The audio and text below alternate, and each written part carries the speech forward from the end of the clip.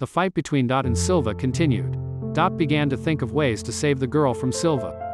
Silva decided to give Mash and Dot a chance to prove themselves, and said that he would let the girl go if they could both take 5 straight punches from him, and to make it fair, Silva bet his silver coin. The girl said that the terms were not fair and wanted to stop the fight, but Dot agreed to the terms. The girl was afraid for Dot because Silva was very strong and he could hurt him badly. When Silva said that Mash would also have to take 5 blows, Dot said that he had nothing to do with it and decided to take his share of the blows. Silva mocked Dot because he doubted he could take 10 punches. Mash tried to get in on the action, but Dot said he'd gotten himself into it, so he'd have to deal with Silva alone. So Dot stood up to take the first blow and Silva used the Iron Fist spell. Dot bravely took countless blows and was ready to take the final blow. Silva was surprised that Dot had survived the repeated strong blows and decided to use a particularly strong last blow against him. After the 10th blow, Dot was on his feet and wanted to approach Silva to take the silver coin he had won, but because of his many injuries, he fell down. While Silva was mocking Dot, Dot asked Mash to take the girl away. At this point, the girl admitted that she and Silva were friends. The girl started to insult Dot and said that he was pathetic. The girl is disgusted by guys who think they are cool. Silva continued to mock Dot and said that people like him dishonor the entire male species with their existence. Suddenly, Silva got a brownie in his mouth. The girl and Dot didn't realize what was happening. Mash appeared from the woods and said that they were overreacting. Mash suggested that Silva play his game of 10 strikes. At this time, Lance was worried about his friend Mash. He explained to Lemon that there are several kinds of mages. White mages are good at science and magic support, and red mages are experts in combat. Every red mage in the second year is very strong, especially those who are with 2 marks. There are some who surpass Mash in strength among them. Silva continued to disdain on Dot for acting like a hero. For Dot soiling Silva's uniform during the fight, Silva wanted to kick Dot because he had got Silva's uniform dirty and Mash tried to hit Silva, but Mash's attack was blocked. Silva started laughing at Mash and started bragging that he had collected 2 gold coins in his freshman year and that he was stronger than both of them combined. Silva started attacking Mash and Mash suffered several brutal blows. Mash withstood Silva's attacks and said the triceps magic was activated. Silva said he hadn't heard anything about triceps magic. Mash ran at Silva, destroying every obstacle that Silva put up. Mash hit Silva so hard that he bled. Silva couldn't understand why he lost because he thinks he is strong. Then Mash threw another punch and Silva realized that he was weak in front of Mash and had no strength to fight. Mash sat down on a tree root and said that there had been 2 blows, but the deal was to take 10. Silva realized that he couldn't keep fighting and so he started to think of a plan to escape from Mash.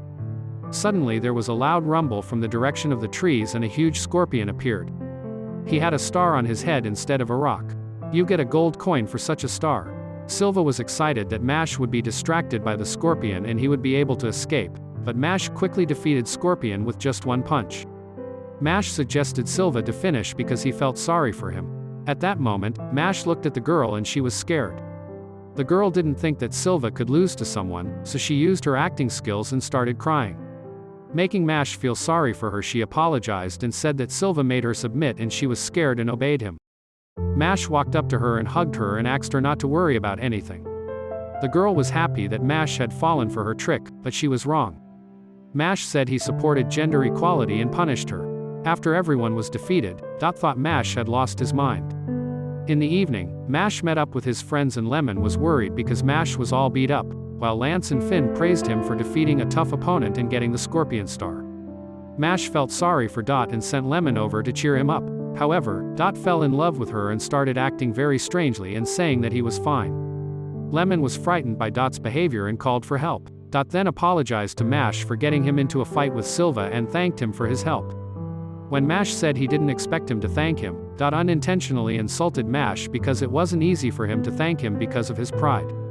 Lance said that he had heard that the land dormitory had announced a hunt for silver coins, and that their main target was Adler, so Silva had stuck to Mash. Lance also said that high society students study there. It's where nobility is most valued. They would lay down their lives, but they won't let anyone get into the Bureau of Magic. There's a battle for coin, and Adler's going up against Lana's elite called Magia Lupus. Mash said it's the same name he used to come up with when he was 12. Suddenly, a gold coin sparkled in Mash's pocket and he started teasing Dot so much that he went blind. Mash said he didn't know that there are other dorms, but Finn reminded him that they had a distribution ceremony after the entrance exams. Mash remembered his first day at the academy. The teacher had shown him a unicorn skeleton that could read the students' minds. This skeleton was responsible for assigning students to dormitories based on their characters and skills. Students had to touch the unicorn's horn and it would choose the right dormitory for them. The teacher started reading out the list and the students took turns approaching the skeleton. The skeleton saw the aptitude and character of each student and assigned them to dormitories. The skeleton was proud of himself, because he had been reading students like an open book for several centuries and had never made a mistake with his choice. Suddenly it was Mash's turn.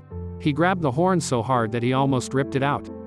Skeleton saw nothing in Mash but thoughts of cream cakes. Skeleton realized that Mash was a stupid man and all he could think about were cream cakes. Skeleton was confused. No student had ever stumped him with his thoughts. Skeleton tried again to read Mash's mind and began to recite aloud the recipe for making cream cakes. Eventually he said that all cake lovers belonged in Adler. Lance went on to say that Lana's elite, Magia Lupus, were a group of 7 particularly gifted students, and Silva was most likely following their orders to identify a candidate for divine conduction. Lance wanted to keep Mash safe and said that he should stay away from Lana's students because they were hunting for the coins and Mash had a lot of them. But Lance's warning went in vain. Mash tried to find the classroom where the class was to be held, but he got lost. He saw the doors and thought there was a class going on. And before he went in, he wondered again if he should open the door by pulling or pushing. At that moment Silva was panicking and apologizing to the leader of Lana for not being able to defeat Mash and get the coin. The leader couldn't forgive Silva because he tried for a long time to get into the elite group, Magia Lupus, and failed.